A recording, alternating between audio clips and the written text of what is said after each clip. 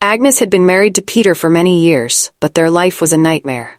They had no children, and poverty weighed heavily on them. To make ends meet, Agnes worked tirelessly on other people's farms, while Peter spent his days drinking. He would often pass out on the roadside, leaving Agnes humiliated as children mocked him, clapping and singing around his unconscious body. Every night, Agnes cried herself to sleep, pouring her heart out to God. "Why me, Lord? Why do others live happily in their marriages while I suffer? Look at me, working like a slave, packing up my husband's vomit and enduring his shameful ways. Please, God, rescue me. I can't take this anymore." One day, on her way home from the farm, Agnes encountered an old woman who seemed to know all about her struggles. "I see your pain, my child," the woman said. "I have come to help you." Agnes, shocked and desperate, poured out her sorrows. "Please, help me. My husband is nothing but a useless drunk, and my life is unbearable. I'm willing to do anything to change my situation." The old woman handed Agnes a glass of water, telling her it would calm her nerves. Agnes drank it eagerly, but the woman suddenly declared, "You have now been initiated into the witch kingdom. This is the first step to solving your problems." Before Agnes could react, the woman vanished. That night, Agnes found herself in a witch's coven deep in the forest. Surrounded by terrifying old witches, she was told that her husband Peter would have to be turned into a goat and sacrificed to end her misery. Horrified, Agnes pleaded for another solution. "Do I really have to lose my husband? Can't you help me some other way?" The head witch was furious. "Do you think this is a game? We are not here to play. Either you are serious, or you leave this coven forever." Out of fear and desperation, Agnes agreed. "I'll bring him here," she said.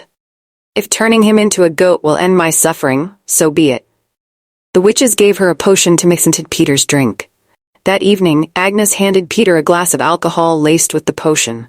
He drank it, oblivious to her plans, and soon fell into a deep sleep.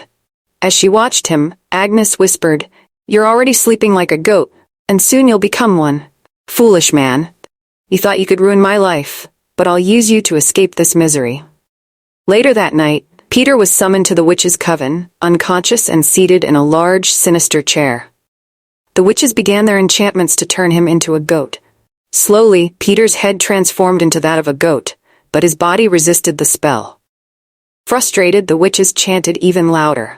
Finally, after much effort, Peter was fully transformed into a massive goat. The witches rejoiced, laughing and dancing in celebration, ready to feast on the goat meat. But their joy was short-lived. The goat suddenly turned wild, its eyes blazing with anger. It charged at the witches, who screamed and ran for their lives. "Spare us! Please, spare us! We'll turn you back into a human," they begged.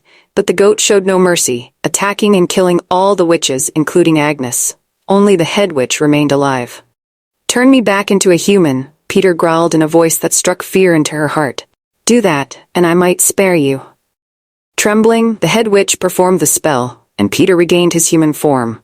But once he was human again, he killed the head witch, ending the coven for good. Peter returned home, shaken but alive. Months later, an old woman appeared before him with a bag full of money. "Peter," she said, "your suffering is over. Take this wealth and use it wisely. From now on, you will never drink alcohol again. Go, live a good life, and when you choose a wife, choose wisely." Grateful, Peter vowed to change his life. He became a wealthy man, built a grand mansion, and never touched alcohol again. He lived happily, free from the chains of his past. As Peter walked away from the witches' coven, he couldn't shake off the feeling of guilt and shame. He had killed the witches, including his own wife, Agnes, in a fit of rage. He knew he had to live with the consequences of his actions for the rest of his life. Days turned into weeks, and weeks turned into months. Peter struggled to come to terms with what he had done. He became a recluse, locking himself away in his mansion, unable to face the world outside. One day, as he was wandering through the empty halls of his mansion, he stumbled upon a room that he had never seen before. It was a small, cozy room, filled with books and strange artifacts. In the center of the room, there was a large, leather-bound book. Peter felt drawn to the book, as if it was calling to him. He opened the book, and was surprised to find that it was filled with strange symbols and diagrams.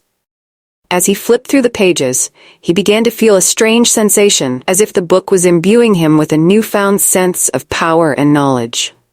Over the next few weeks, Peter found himself spending more and more time in the room, studying the book and practicing the spells and incantations that it contained. He began to feel a sense of purpose and direction that he had been lacking since the death of his wife.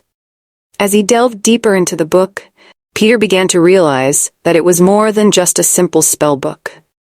It was a key to unlocking the secrets of the universe, and to gaining the power to shape reality itself. Peter's obsession with the book grew, and he found himself spending every waking moment studying it and practicing its spells. He began to neglect his physical health, and his mansion fell into disrepair. But Peter didn't care. He was convinced that the book held the secrets of the universe, and that he was destined to unlock them. He spent months studying the book, and finally, after a year of intense study, he felt ready to attempt the ultimate spell. The spell was called the Spell of Ultimate Power, and it was said to grant the caster immense power and knowledge.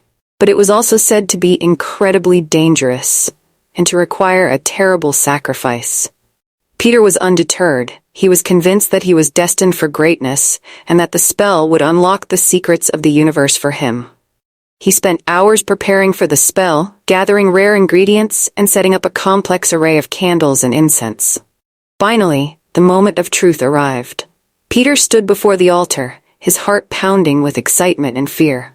He raised his hands to the sky and began to chant the words of the spell. As he spoke, the room began to shake and tremble. The candles flickered and danced, casting eerie shadows on the walls.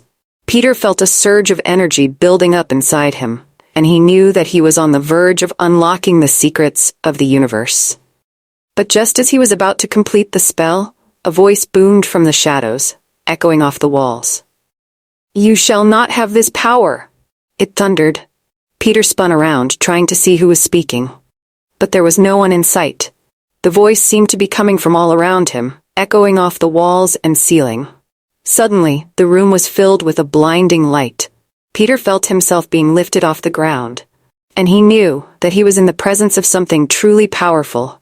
And then, just as suddenly as it had begun, everything was over. The light faded, and Peter found himself standing alone in the room, the spellbook still clutched in his hand. He looked down at the book and saw that the pages were blank. The spell was gone, and Peter was left with nothing but a pile of useless paper. He felt a wave of despair wash over him there, and he knew that he had been foolish to think that he could unlock the secrets of the universe. He was just a man after all, and he was not meant to wield such power. But as he stood there, feeling sorry for himself, he heard a faint whispering in his ear. "The power was within you all along," it said. "You just needed to believe in yourself." Peter looked around, trying to see who was speaking. But there was no one in sight. The voice seemed to be coming from within him, echoing off the walls of his own mind. And then, in a flash of insight, Peter understood. The power was not in the spellbook or in the magic. The power was within him, and it always had been. He felt a surge of energy and confidence, and he knew that he was ready to start a new chapter in his life. He would use his newfound power to help others, and to make the world a better place. Moral lessons 1. Desperation can lead to dangerous choices. Seeking quick fixes in times of hardship can result in dire consequences. Always think before taking drastic actions. 2. True change starts within. Peter's transformation came when he overcame his bad habits, proving that self-discipline is key to a better life. 3. Betrayal leads to destruction. Agnes's betrayal not only ruined her, but also highlighted the dangers of selfishness and deceit. 4. Patience and perseverance pay off. Despite his struggles, Peter's resilience led him to a life of success and happiness. Thank you so much for watching this story. Your support means everything to me. If you enjoyed it and want to hear more engaging stories, please don't forget to subscribe to my channel. Your encouragement helps me create even better content for you. Stay tuned for more captivating tales. Don't forget to like, share, and drop your thoughts in the comments. Thank you again, and see you in the next story.